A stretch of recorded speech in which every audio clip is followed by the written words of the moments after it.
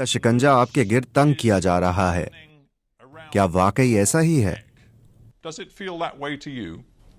Yes, Stephen, it's been like that for a while.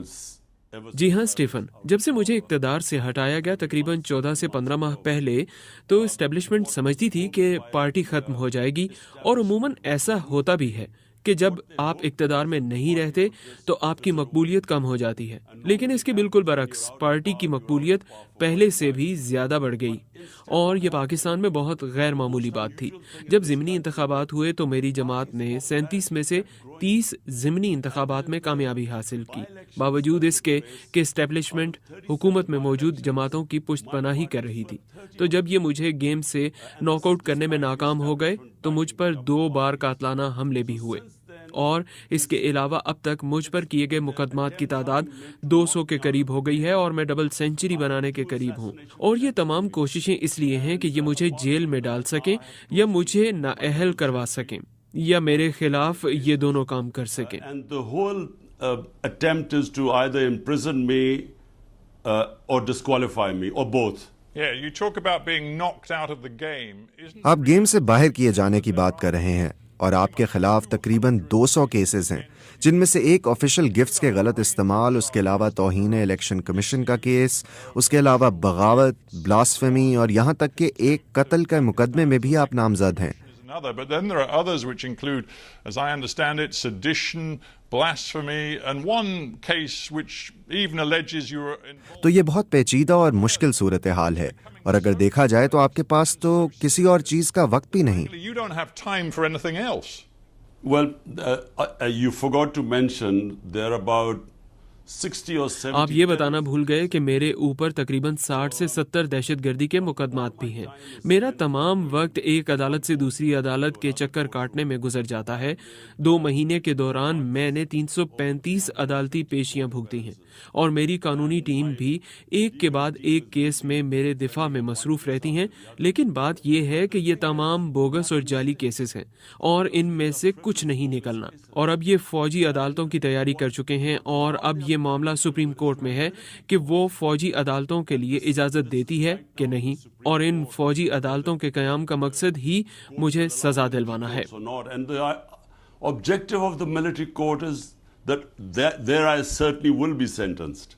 Would you accept that? کیا آپ یہ قبول کریں گے کہ آپ نے ماضی قریب میں کئی سنگین غلطیاں کی ہیں؟ شاید ان میں سے سب سے سنگین غلطی پچھلے سال آپ کے اقتدار سے بے دخل ہونے کے بعد ایک خاص ماحول کو بڑھاوا دینا تھا، وہ ماحول جس میں آپ نے فوج کے خلاف دشمنی کی حوصلہ افزائی کی، In which you encouraged hostility. اور جب آپ کو اس سال مئی میں گرفتار کیا گیا تو آپ کے حامیوں نے فوری طور پر پرتشدد مظاہرے کیے اور سڑکوں پر نکل کر فوجی اہداف اور ایک سینئر جنرل کے گھر کو نشانہ بنایا۔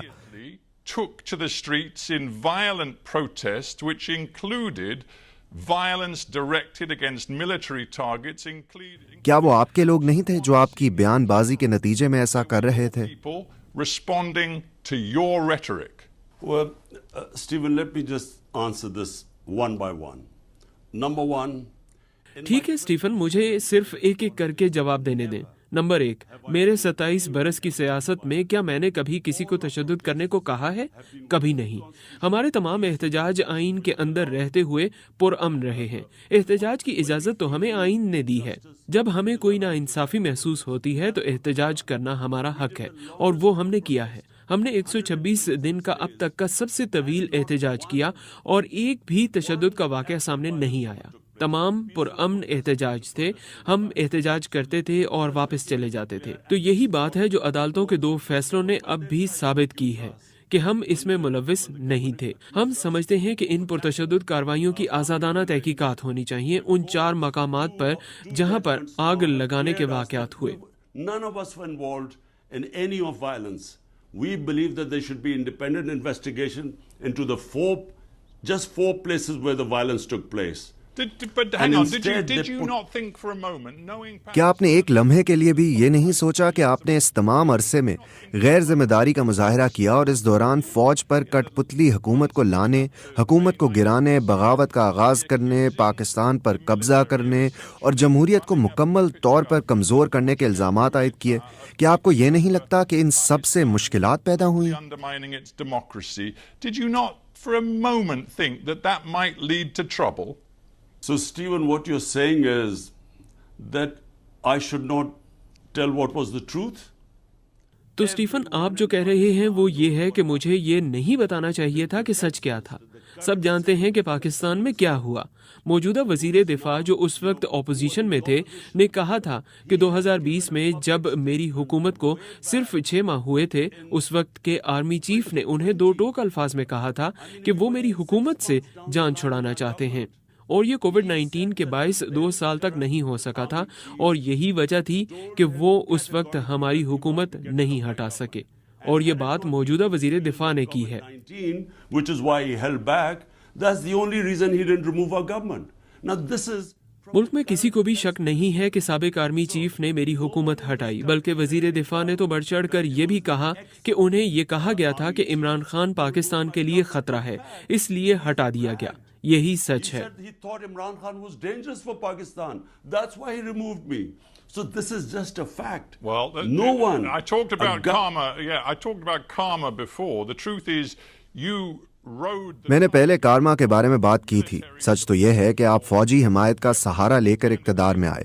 2018 کے انتخاب میں آپ نے اس ٹائیگر پر خود سواری کی تھی۔ اس وقت آپ فوج کے قریب تھے۔ آپ کے اقتدار کے ابتدائی برس میں انٹیلیجنس سروسز اور فوج سے آپ قریب تھے، اور جب آپ سے وہ الگ ہوئے تب اچانک آپ نے فیصلہ کیا کہ آپ سیاست میں فوجی مداخلت نہیں چاہتے۔ یہ تو کھلی منافقت ہے۔ Military meddling in politics. Again, it's hypocrisy. فوج کے ایک ترجمان نے کہا تھا کہ عمران خان سب سے بڑے منافق ہیں۔ The biggest hypocrite. My party.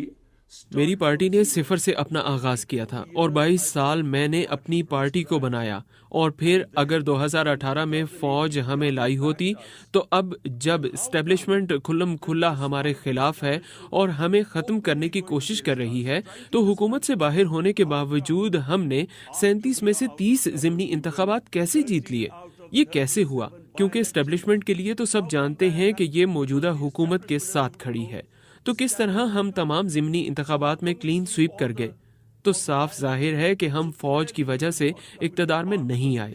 جہاں آپ درست ہیں وہ یہ ہے کہ فوج نے 2018 میں میری مخالفت نہیں کی تھی، لیکن 2013 میں فوجی اسٹیبلشمنٹ نے نواز شریف کی پشت پناہی کی، انہیں اقتدار میں لائے۔ اس لیے ہم نے 126 دن تک احتجاج کیا، کیونکہ ہم چاہتے تھے کہ انتخابات کی تحقیقات ہوں، کیونکہ ہم جانتے تھے کہ انتخابات میں دھاندلی ہوئی ہے۔ لیکن اس کے برعکس جب 2018 میں ہم اقتدار میں آئے تو ہم نے خود اپوزیشن سے کہا کہ آپ حلقے کھول لیں، کیونکہ ہمیں معلوم تھا کہ ہم شفاف طریقے سے جیت گئے ہیں۔ Isn't the truth, though, that you believed after you lost لیکن کیا یہ سچ نہیں ہے کہ 2022 میں عدم اعتماد کی تحریک میں شکست کے بعد آپ کا ماننا یہ تھا کہ آپ عوامی طاقت کا استعمال کر کے آرمی کو اپنے ساتھ شامل ہونے پر مجبور کر لیں گے؟ لیکن آپ غلط تھے۔ میں مئی 2023 میں ہونے والے واقعات کی طرف آ جاتا ہوں۔ آپ کے سپورٹر سڑکوں پر آ گئے، انہوں نے پرتشدد واقعات میں حصہ لیا، اس میں اہم فوجی تنصیبات کو بھی نشانہ بنایا گیا۔ آپ نے بنیادی طور پر ریڈ لائن کراس کی، ایک ایسی ریڈ لائن جسے کراس کرنا آپ کی پارٹی کے حمایتی، حتیٰ کہ سابق دوست اور حکومت میں آپ کے ساتھی کہتے ہیں کہ اس کے قصوروار آپ ہیں۔ یہ آپ کی ذمہ داری ہے۔ It's your responsibility to quote your former defense. آپ کے سابق وزیر دفاع پرویز خٹک نے کہا کہ میری نئی جماعت کے تمام سیاسی نمائندے عمران خان کو 9 مئی کو ہونے والے سانحات کا ذمہ دار ٹھہراتے ہیں۔ Khan responsible انہوں نے کہا کہ عمران خان ریاست مخالف ایجنڈے کو عوام نے اور ان کی پارٹی کے سابق رہنماؤں نے رد کیا ہے۔ has been rejected by the masses and his own party's former leadership. Now, Stephen, let me answer this question because it's very important. Stephen, مجھے اس سوال کا جواب دینے دیں کیونکہ یہ بہت اہم ہے۔ 9 مئی کو کیا ہوا؟ 9 मई को मैं इस्लामाबाद हाई कोर्ट के अहाते में बैठा हुआ था। मैं मुतअद्दिद मुकदमात में जमानत पर था। मेरे ऊपर कोई केस नहीं था। मुझ पर पुलिस ने नहीं, कमांडोज ने हमला किया। इसके मनाजिर पूरी दुनिया में फैल गए। मुझ पर हमला हुआ और मेरे सिक्योरिटी गार्ड्स के साथ मारपीट हुई और मुझे वहां से अगवा कर लिया गया था, जिसे सुप्रीम कोर्ट ने गैर कानूनी और गैर आईनी करार दिया। तो आपका क्या ख्याल है कि मेरे सपोर्टर्स क्या करते? जब उन्होंने देखा कि मुझे कमांडोज उठाकर ले जा रहे हैं, क्या इस पर कोई एहतजाज नहीं होना था? याद करें, जब मुझे गोली लगी थी और मेरे 12 दीगर साथी जख्मी हुए थे और एक शख्स हलाक हुआ था, उसके बावजूद जलाओ घेराव नहीं हुआ था। पुरअमन मुजाहरे हुए थे। वो एहतजाजी मुजाहरे थे, लेकिन जलाओ गहराव के बगैर। अब ये एक बड़ा सवाल है कि जब वो देखते हैं कि पाकिस्तान की सबसे बड़ी पार्टी का रहनुमा अगवा हो गया है, तो उसका रद्द-ए-अमल आना था। अब बात ये है कि क्या हम वाकई जलाओ गहराव में मुलव्विस थे? जलाओ घेराव सिर्फ 4 इमारतों में हुआ। उन्होंने हमारे 10,000 कारकुनों को जेल में डाल दिया। स्टीफन, आपको ये सुनना चाहिए, ये बहुत अहम है। ये सब प्री प्लान था। पुलिस मुझे उठा सकती थी। उन्हें कमांडोज की क्या जरूरत थी कि वो मुझे उठाते और सबको मारते क्योंकि वो रद्द-ए-अमल चाहते थे? लेकिन रद्द-ए-अमल हमेशा की तरह पुरअमन ही था। Stephen, you've got to listen to this. This is very important. This was all pre-planned. The way the police could have picked me up. Why did they need commandos to pick me up and beat everyone up? Because they wanted a reaction. And but the reaction was peaceful, as it's always been. I want to stop you, Imran Khan, because Imran Khan, मैं आपको यहाँ रोकना चाहता हूँ क्योंकि आप ये बात वाज़े कर चुके हैं कि आप 9 मई को होने वाले पुरतशद्दुद वाक़यात की जिम्मेदारी नहीं लेना चाहते। मैं ये समझ गया हूँ, लेकिन मैं हक़ाइक़ पर फोकस करना चाह रहा हूँ कि 9 मई की वजह से जो सख्त दबाव आपकी पार्टी पर डाला जा रहा है, सबसे सीनियर रहनुमाओं से लेकर जूनियर रहनुमाओं तक, जिसकी वजह से आपकी पार्टी अंदर से टूट फूट का शिकार हो गई है। आपके सबसे सीनियर साबिक साथी फवाद चौधरी, परवेज खटक, जहांगीर तरीन, इन सब ने पार्टी छोड़ दी है। कुछ ने नई सियासी जमातें बना ली हैं। आपकी जमात का जैसे अब वजूद ही as नहीं it रहा। was, frankly, no longer exists. If my party doesn't exist, why don't they announce elections? अगर मेरी पार्टी का वजूद नहीं है तो वो इलेक्शंस का ऐलान क्यों नहीं करते? वो इंतखाबात से क्यों भाग रहे हैं, जो आइन के मुताबिक है और सुप्रीम कोर्ट ने इसका हुक्म भी दिया था? पाकिस्तान का 60% हिस्सा पंजाब है। वो वहाँ के इलेक्शन से भाग गए। अब ये अक्टूबर में होने वाले इंतखाबात से भी भाग रहे हैं। अगर मेरी जमात खत्म हो गई है तो उनको घबराना नहीं चाहिए। मसला ये है कि जमात कायम है। उन्होंने हर किस्म के हरबे इस्तेमाल कर लिए हैं। उन्होंने 10,000 लोगों को जेल में डाल दिया है, जिनमें खवातीन भी शामिल हैं। ये इससे पहले कभी नहीं हुआ। और इससे भी बदतर बात यह है कि उन्होंने लोगों पर ज़ेरे हिरासत टॉर्चर किया है। इस मुल्क की तारीख में ऐसा कभी नहीं हुआ। तो दबाव में आकर कुछ लोग छोड़ गए हैं, लेकिन अक्सरियत लोग छुपे हुए हैं। मेरी सारी सीनियर लीडरशिप जिनकी गिरफ्तारी नहीं हुई, उनमें से कुछ छोड़ गए हैं, लेकिन बाकी छुपे हुए हैं। मेरे कारकुन छुपे हुए हैं और चंद लोग और छुपे नहीं हुए, लेकिन हम अपने घरों में तकरीबन नजरबंद Only हैं। one with 1 or 2 other guys who are not in hiding, but we are more or less house arrested. But that's the point. That's the point. I mean, Hang on. यही नुक्ता है। हमारे पास ज़्यादा वक्त नहीं है।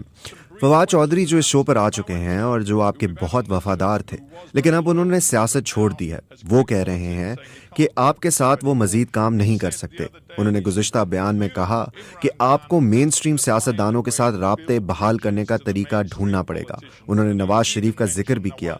उन्होंने कहा कि मुल्क बहरान के करीब है और अब ये आपकी जिम्मेदारी है कि आप अपने मफादात को एक तरफ रखते हुए नवाज शरीफ और दूसरों से राब्ते करें। क्या आप ऐसा करने के लिए तैयार हैं? And others. Are you prepared to do that? The fact that the country is on the brink of a major disaster. ये हकीकत है कि मुल्क एक बड़े बहरान के करीब है। हम वाकई तारीख दौर की जानिब बढ़ रहे हैं, क्योंकि बुनियादी तौर पर इस वक्त पाकिस्तान में गैर एलानिया मार्शल लॉ लगा हुआ है। गुज़श्ता 20 बरस में मुल्क जमहूरी निज़ाम की तरफ चलने लगा था, लेकिन एकदम से ऐसा नहीं रहा। कोई ऐसा मीडिया नहीं जो आज़ाद हो, और वो अदलिया को अपने काबू में लाने की कोशिश कर रहे हैं। तो हम तारीख दौर की जानिब जा रहे हैं। लेकिन इसका हल क्या है? क्या हल ये है कि इन लोगों से हाथ मिला लिया जाए जिन्होंने इस मुल्क को 30 बरस तक लूटा? मैं सियासत में इसलिए नहीं आया था क्योंकि 2 खानदानों ने हमारे मुल्क को माशी तौर पर बर्बाद किया था। میں اس لیے آیا تھا کیونکہ میں طاقتور لوگوں کو قانون کے گھیرے میں لانا چاہتا تھا. اسی وجہ سے میری پارٹی کا نام تحریک انصاف ہے. اور کیا اب مجھے ان لوگوں کے ساتھ شامل ہو جانا چاہیے جو اس ملک میں قانون کی حکمرانی کو تباہ کرنے کے ذمہ دار ہیں؟ کیوں؟ تاکہ مجھے اقتدار ملے؟ اس سے بہتر ہے کہ میں اپوزیشن میں ہی رہوں. What for? To come into power?